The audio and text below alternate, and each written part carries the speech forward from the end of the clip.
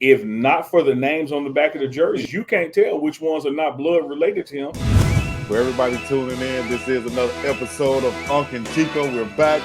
And to me, Unk, hey, it's officially football season now because it's after the 4th. Everybody that been off, they've had the hot dogs and hamburgers. They've seen all the people they didn't want to see and they did want to see. They didn't turn down people asking for money in the family and everything. Now they back in Boulder getting busy. What's going on, man? Hey, we're going to get into Media Day also, but let's talk about real quick getting back from the break.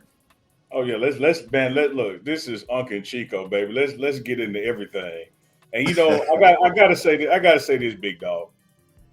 We are a few weeks away from Unk and Chico being live on Sunday nights. Like They y'all better look, tune in.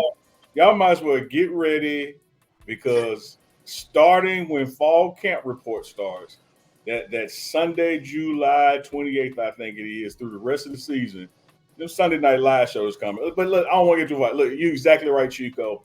When you get through the 4th of July and everybody comes back for that last part of summer conditioning, it rolls Yeah. right into fall camp like that. And the other thing is, like you just mentioned, with Big 12 Media Day and all the other Power Four conferences getting ready to have their media days, it's football season when the media day starts. So 4th of July is behind us. Everybody's back for summer session 2. Fall camp starts in about 3 weeks. Media day in between that. It's football time in America. For sure. And the team is still working, as we saw Coach Mo posting. I just posted on my page also. The team is still working. We'll get to that. But as far as media day goes, in the home of the Raiders at Allegiant Stadium in Las Vegas, Nevada, you had 2 days of media day.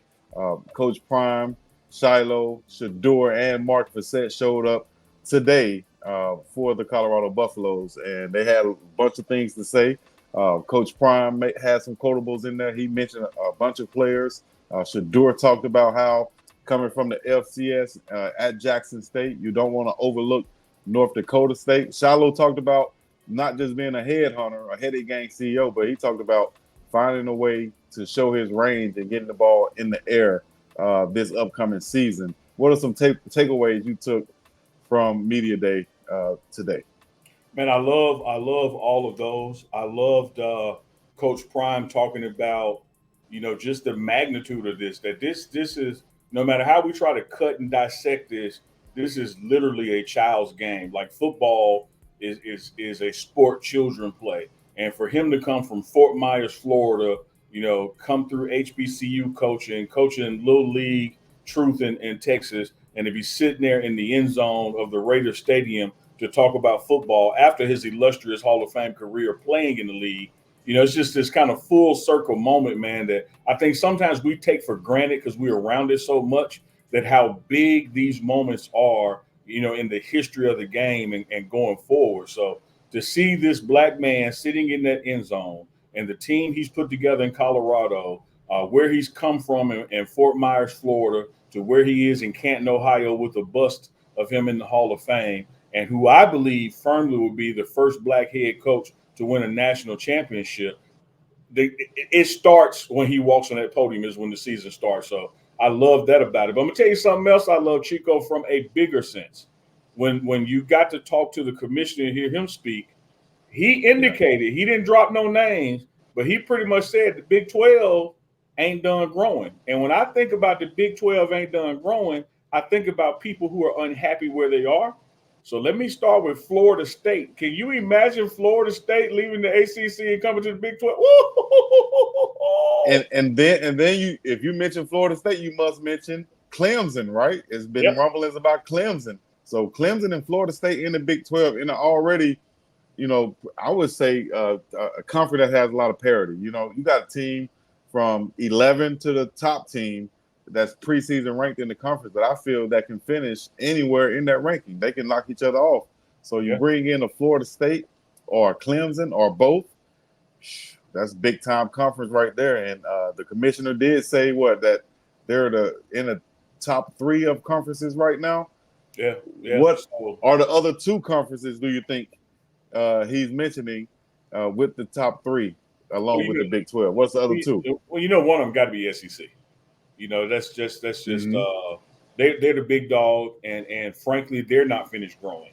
I think the path that college football is on, man, when this is all said and done in the next 6 to 10 years, it's not even gonna be the Power Five, and now it's down to Power Four. It's probably gonna be like the Power Two, and you're gonna have super conferences.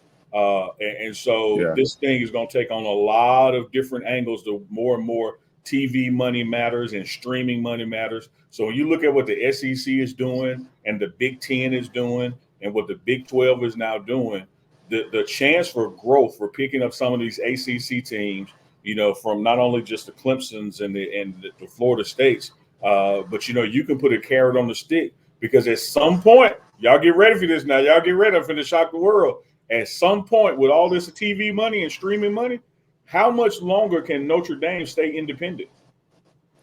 Lord, they've been independent forever, it seems like, man. Like, Forever. But that's before you had all this cheese out here. How much longer can they right. really stay independent with TV money and NILs and collectives? And now they have to compete against people who are in these conferences. I'm looking, man, the next 2 to 4 years, Notre Dame got to make a decision. And like we said, with Right. Florida State and Clemson, North Carolina has to make a decision. Are they going to continue to be a basketball school, or are they going to truly embrace being a football school? So when I heard Coach Prime's comments about where he's from and where he's going to take Colorado, and I hear the commissioner's comments about we're not done growing, man, I think the future of the Big 12 with a Coach Prime as the centerpiece right now, and now can potentially expand more to the East Coast, more to his true footprint of recruiting. The future is bright, bro. Definitely is. And he wants to be there for the long haul. Like you say, he's not going to follow his sons to the NFL, but he's going to try to build something right there in Colorado. And then also I saw Shador when asked about, him moving on, he said that Julian Lewis is the right fit to come in there and to be that quarterback of the future for Colorado. Whoever that guy is, and he reiterated, which should be Julian, Coach Prime would treat him as if he was his son, as if he was his own. So, and to piggyback off of that, I saw a little snippet of Julian's father doing an interview, which he needs to come on Prime Parents. Holler at me on that. But his father said that, there's a symmetry there between Coach Prime himself and the offensive coordinator, Pat Shermer, being quarterback dads. And he said a lot of people might not realize how far that can go with being a quarterback dad and them understanding each other. So I still think Colorado has a big chance to land Julian Lewis, and Shador Sanders is embracing it and endorsing it from what I've seen. I love that, man. First, let me do this. Shout out to Prime Parents and what Big Dog Chico is doing when he sits down with these parents. And I got a special one that's coming, but it's going to be a Prime Parents Unk and Chico show. We got a special parent lined up. We got a special parent. We got a special parent lined up when fall camp starts. All right. I love what you're saying, Chico, because here's the deal, man. People want to go where there's trust and where there's comfort and there's belief. And when you look at all the things that Coach Prime, has on the table as far as what's going on in Colorado, that's attractive. But he has been a guy who was recruited himself. He has raised children who recruited. He has coached children that have been recruited. He's put guys in the NFL already. James Houston from Jackson State. He brought also Isaiah Bolden from Florida State to Jackson State. Bolden, yep. So he's done it. And if you're a parent out there and you're looking to turn your kid over to somebody, man, I don't think there's a better guy coaching right now, because how can somebody take you where they've never been? And this guy has been on this journey of football at every step. He's been a highly touted high school recruit, so he knows what that's about. He's been sitting on the couch with his mom. He's been the dad sitting on the couch with his kids. He's been the head coach sitting in the recruiting lounge recruiting players. He's been drafted to the NFL. He's been traded and gone to other teams. He's made it to the Hall of Fame. Everything you come up with in football, this guy either knows it and has done it or can damn sure show you how to do it. There's no better situation for Juju or any other player, quarterback son or not, than to fit at Colorado. But when you add the aspect of I know how to coach quarterbacks and get them there, man, his Coach Prime checks all the boxes. Exactly. He knows how to win. He knows the magnitude of the whole situation. He knows how, like he said, and I'll pull up this quote right here, hey, we have to win in every area. That's the way we're judged. And I'm cool with that, is what Coach Prime said. meaning they got to win in the classroom, on and off the field. They have to win in every aspect of what they're doing. Can you speak on that? I love that quote because he's exactly right. Imagine this, Chico. We go 9 wins this year, but we have one of the lowest grades in the nation. People are going to attack us. If we Indeed. go undefeated and have the highest grades, but have a player get arrested for a DUI, people are going to attack us. The issue is, and Coach Prime fully understands this, he is judged at a totally different standard than any other coach in America. But here's why it works. His measurement for himself exceeds what other people try to measure, meaning he holds himself more accountable than other people ever could. His expectations of his coaching and thereby his players and assistant coaches and organization is at a higher standard. But he understands, man, people are going to question everything we do. People are going to attack everything we do. Even when it's going well, we're going to be that one team that they find something. So it's my job to make sure everything is clicking. Most people would call that pressure. Coach Prime just calls it life because he's been in that bubble since around 1985 or so. You know, this guy's been a household name since the mid-'80s. He's lived in this bubble of scrutiny since the mid-'80s. Yeah. Pressure to him, man. It's just called being a Sanders. I was about to say 1989 when he signed the dotted line, but actually it predates that because he was, like he said, he was the man in Little League.